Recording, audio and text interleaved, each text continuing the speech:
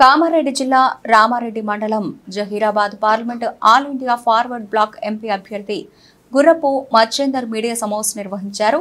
ఈ సందర్భంగా వారు మాట్లాడుతూ అమెరికాలో గ్రీన్ కార్డు కలిగి ఉండి అతిపెద్ద జీతాన్ని వదులుకొని ప్రజాసేవకై ప్రజల కొరకు నిస్వార్థంగా సేవ చేయడానికి భారతదేశానికి వచ్చి సిద్ధమయ్యాడు.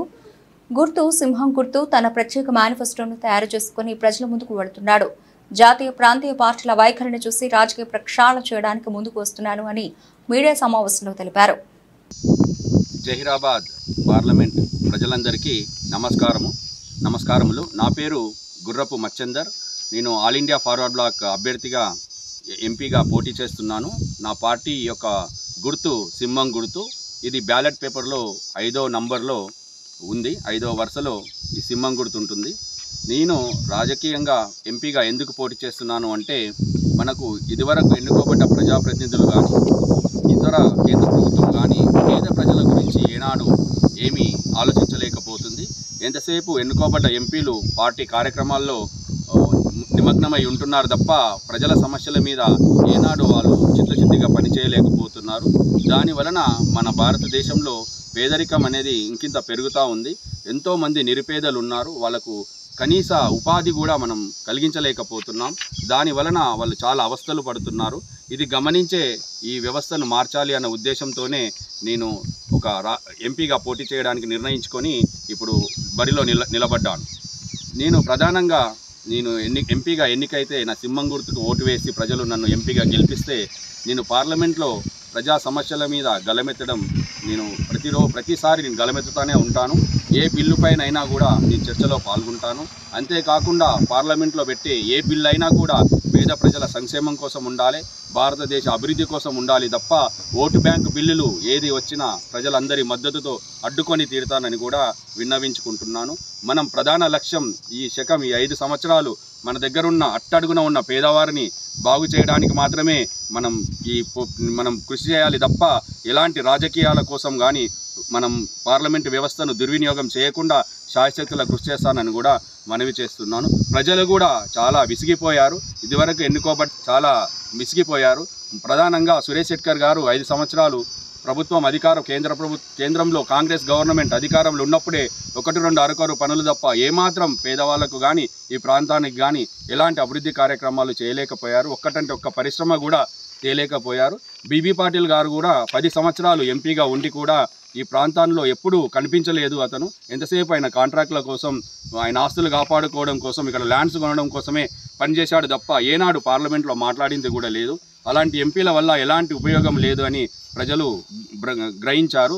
వాళ్లకు తప్పకుండా ఓడిస్తాము అని కూడా నాకు చెప్తున్నారు. నా ప్రచారంలో భాగంగా చాలామంది ఆ మాట అన్నారు. అంతేకాకుండా కేసీఆర్ గారు కూడా కొన్ని పేద ప్రజలకు, అట్టడుగునున్న పేద ప్రజలకు ఆయన ఏమీ చేయలేకపోయారు అన్న భావన చాలా ఉంది. ఇప్పుడు మీరు చూస్తుంటే రైతు బంధు కూడా ఆల్రెడీ బాగా పొలం ఉన్న వాడికి దక్కింది కానీ గుంట భూమి లేని వాడికి కానీ తక్కువ పొలం ఉన్న వాడికి కానీ ఏ విధంగానూ ఆర్థికంగా కేసీఆర్ ప్రభుత్వం కూడా 10 ఏళ్లలో ఏమీ చేయలేకపోయింది. డబుల్ బెడ్రూమ్ ఇస్తాము అని ఊరించారు. ఎంతోమంది నిరుపేదలు కలలు కన్నారు. ఇల్లు వస్తుంది, జాగా వస్తుంది అని.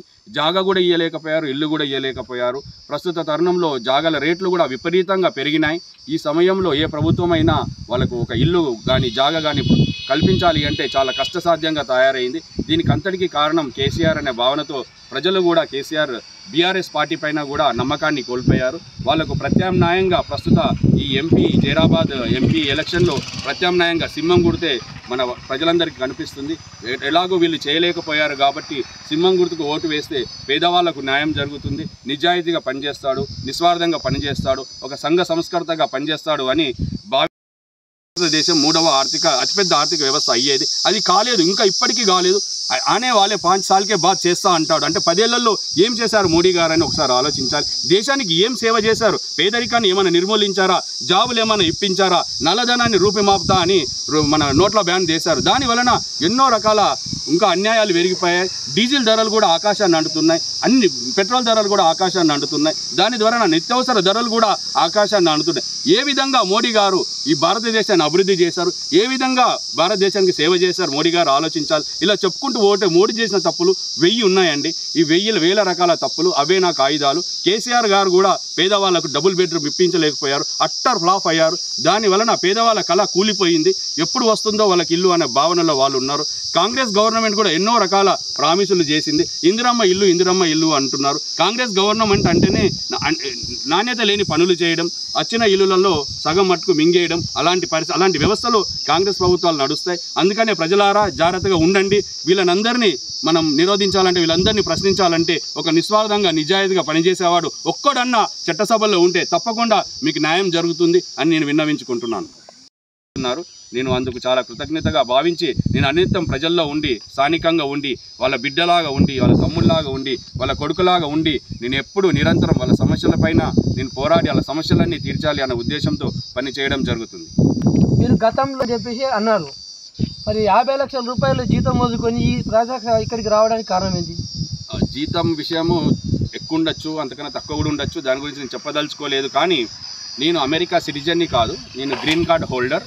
నేను అమెరికాలో కొంతకాలం ఉన్నాను. నాకు ఎంతసేపు నాకు భారతదేశం మీద ప్రేమ చాలా చాలా ఉండేది. ఈ దేశ ప్రజలకు సేవ చేయాలన్న కాంక్ష చాలా బలంగా ఉండడం వలనే ఆడ నాకు లైఫ్ చాలా బాగుంది.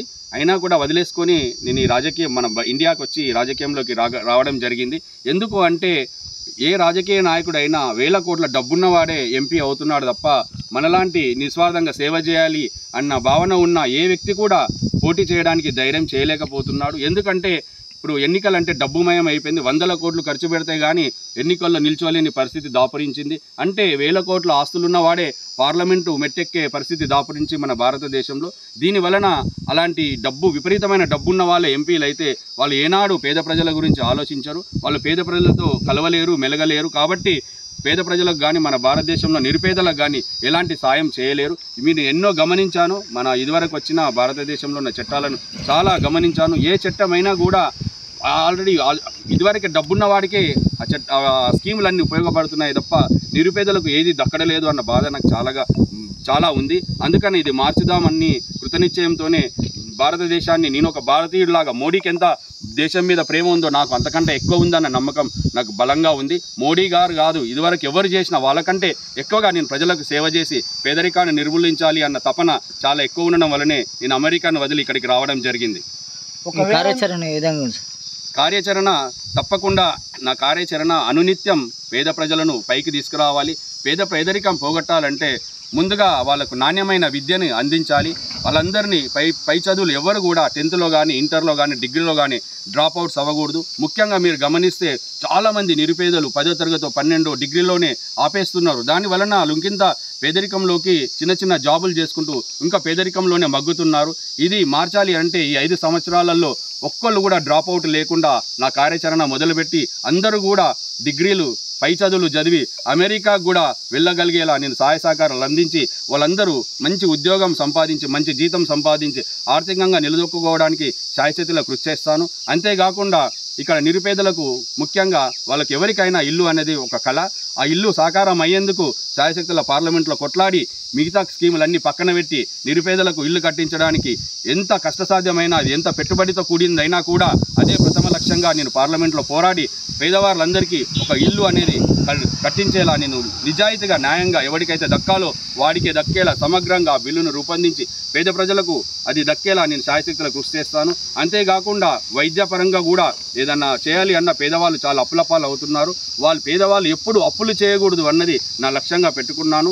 వాళ్ళకు ఉచితంగా వైద్యం కానీ, ఉచితంగా విద్య కానీ, నేను నాణ్యమైన వైద్య సాయం చేయడానికి నేను కృషి చేస్తాను. ఆసుపత్రులు, ప్రైవేట్ ఆసుపత్రుల మాదిరిగా ప్రభుత్వ ఆసుపత్రులు కూడా పనిచేసేలా నాణ్యమైన మంచి వైద్యం పేద ప్రజలందరికీ దక్కేలా శాశ్వతలా కృషి చేస్తాను. అంతేకాకుండా పేద ప్రజలు ఉండే ప్రాంతాలు చాలా దుర్భరంగా ఉంటున్నాయి. ఆ ఉండడానికి ఏ విధంగా అనుకూలంగా లేవు. ఎంతసేపు మురికి నీరు ఉంటుంది, దోమలు ఉంటాయి, ధూళి ఉంటుంది, దుమ్ము ఉంటుంది. అలా పరిసరాలు కూడా అంత మంచిగా ఉండడం లేదు. ఆ పరిసరాలన్నీ కూడా నేను పరిశుభ్రంగా